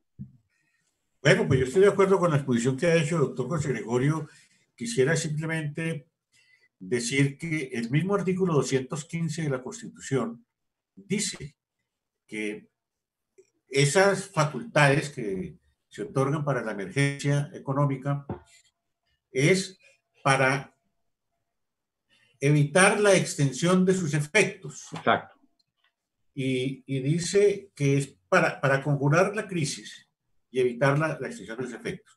Luego, interpretada la norma, realmente debe entenderse que todas las decisiones que tome el presidente de la República y el gobierno como desarrollo de los decretos legislativos, pues tienen que estar orientadas específicamente a ese punto. Pero salida de la situación de crisis, es apenas normal que esos decretos dejen de regir. Ahora, el gobierno puede perfectamente presentar los proyectos de ley que sean necesarios en aquellos puntos que considere que deben ser permanentes, pero debe presentar los proyectos, hacerle honor al principio de separación de los poderes, al principio democrático, etcétera, para que el Congreso de la República pueda expedir las leyes que considere que son pertinentes para la situación de normalidad, porque ya está superada la emergencia. No caprichosamente, el constituyente dijo que las declaraciones de emergencia eran por 30 días, máximo por 90 en el término de un año. Entonces, deja claramente que la intención es que eso tenga esa temporalidad limitada, no ilimitada. Luego, queda desde luego en evidencia que todas aquellas decisiones que se tomen con vocación de permanencia ilimitada no están acordes con el espíritu ni con la letra del artículo 215 de la Constitución. Doctor Ramiro, yo estoy totalmente de acuerdo con usted. El principio debe ser relativo a la causa que dio lugar a la emergencia. Y la norma constitucional es clara. Los decretos que se dicten deben tener relación directa, exclusiva y específica con las causas de la perturbación, que es lo que no ha tenido en cuenta el gobierno, me parece a mí. Yo no sé qué diga la Corte Constitucional, pero en la coyuntura actual parece que el presidente consideró que con la declaración del estado de emergencia puede legislar sobre lo divino y lo humano, sobre todas las cosas, habidas y por haber. Y entonces legisla sobre muchos asuntos que realmente no tienen ninguna relación con las causas de la perturbación. No, repito, no sé qué dirá la Corte Constitucional, pero mi opinión es esa. Está haciendo uso de unas facultades con cierto concepto, además, de permanencia que no se había considerado por ningún otro gobierno antes. ¿Qué hacían los gobiernos? Para que lo recuerden nuestros oyentes. Los gobiernos,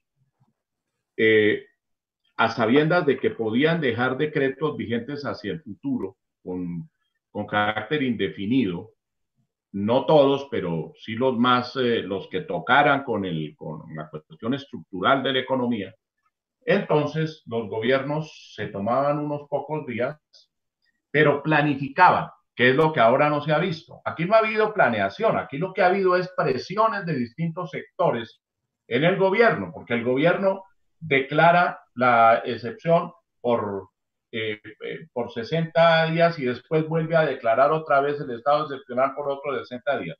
Lo que hacían los gobiernos normalmente era que se tomaban pocos días del estado de emergencia. Previa planificación, tenían los elementos suficientes como para saber qué tipo de medidas se adoptaban y dictaban las normas, pero no se gastaban los 60 días, ni los 120 ni los 90, porque es que el año calendario llega hasta el 31 de diciembre. ¿Qué va a hacer el gobierno actual si se le acaban los 90 días de la emergencia? Entonces, se ha prestado eso, infortunadamente, para presiones sobre el gobierno. Y entonces el gobierno un día tiene que hablar de tal sector, del otro sector, del de más allá, de los otros que están también reclamando, y comienzan a dictar decretos. Y por eso tenemos esos 110, dijo Ramiro, 110 decretos dictados al amparo de la emergencia, y eso que no sabemos cuántos dicten hoy, cuántos nos cuenten esta noche que salieron, porque eso no lo sacan en el diario oficial, sino en la hora, ¿cómo se llama? En el programa oficial de televisión que tenemos. Entonces ahí sale. Quién sabe cuántos decretos hayan dictado y cuántos dicten más. Y después es posible que declaren otra emergencia económica.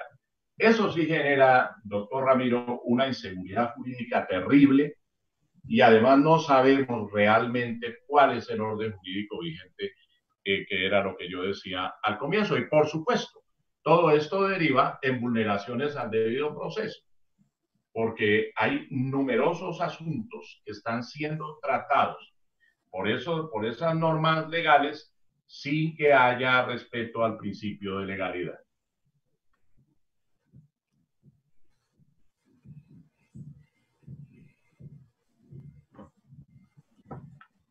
Muchas gracias por las posiciones del doctor José Gregorio Hernández Galindo y el doctor Ramiro Borja.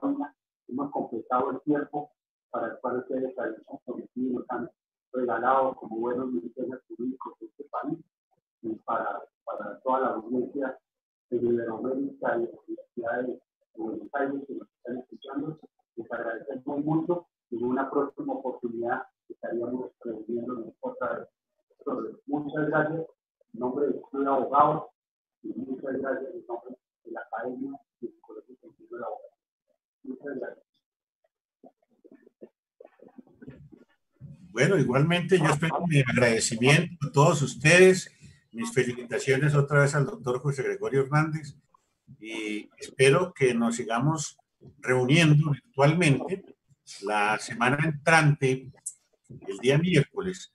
Vamos a tener otro interesante conversatorio que tiene que ver también con estos mismos temas del Estado de Derecho.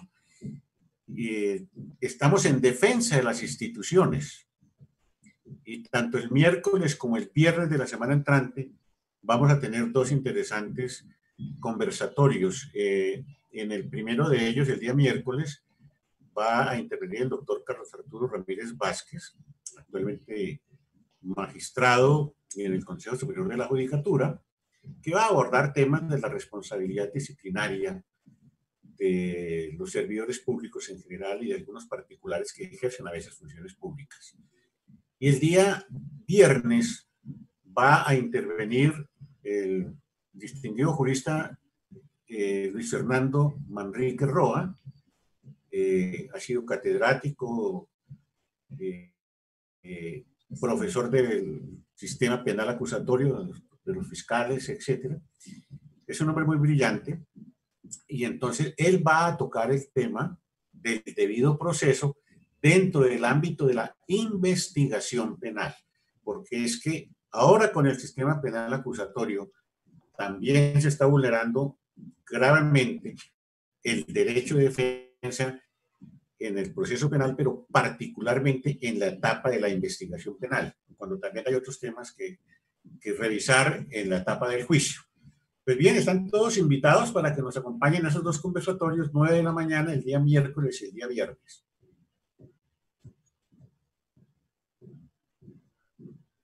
Bueno, yo les quiero agradecer a todos su participación, su presencia. Sé que hay muchas preguntas que no alcanzamos a contestar, creo, no sé si habrá, pero creo que las tienen los organizadores. Y con el doctor Ramiro habíamos de publicación en que aparezca todo esto reflejado para futura memoria, ¿no? Entonces, desde ese punto de vista, quisiéramos contar con un registro de las preguntas que no se alcanzaron a contestar para poder uno tomar nota de esas preguntas y desde luego plasmar en el escrito correspondiente para que si ustedes lo tienen a bien allá en el club o en la academia, hacer la publicación respectiva que me parece que sería muy útil. Muchas gracias. Correcto, doctor José Gregorio. Vamos a reunir todo el material, tanto de la academia como del colegio, y vamos a hacer una publicación y la vamos a hacer con la editorial Ibañez. Ya estamos organizando el tema para hacer la publicación lo más pronto posible y la estaremos invitando para que por favor nos colaboren como siempre con esa amabilidad y esa capacidad de buen mecenas que tiene su señoría. Muchas gracias. De esta manera cerramos este ciclo por hoy y les estaremos enviando las comunicaciones para las próximas reuniones y conferencias que vamos a tener tanto del colegio como de la academia. Doctor Borja, muchas gracias y muy amable por su participación. Pedimos al maestro José Gregorio Hernández.